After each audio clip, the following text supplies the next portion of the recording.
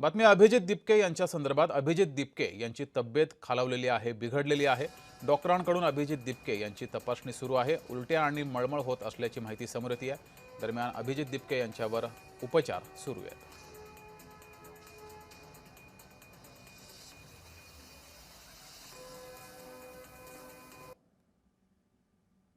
मी त्यांना चेक केलं, थोडंसं बीपी लो होता, तर आपण त्यांना IV वगैरे दिलंय सध्या आणि 5-6 वाजेपर्यंत आराम करण्याचा सल्ला दिलाय। जर त्याच्यानंतर ब्लड इन्व्हेस्टिगेशन वगैरे जर नाही रिकव्हर झालं तर मग आपण ब्लड इन्व्हेस्टिगेशन सजेस्ट केलेलं।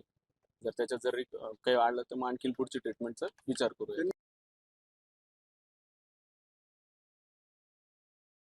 त्यांची तब्येत बिघडलेली आहे, त्यांच्यावर उपचार सुरू आहेत। डॉक्टरांकडून उपचार सुरू केले गेलेले आहेत।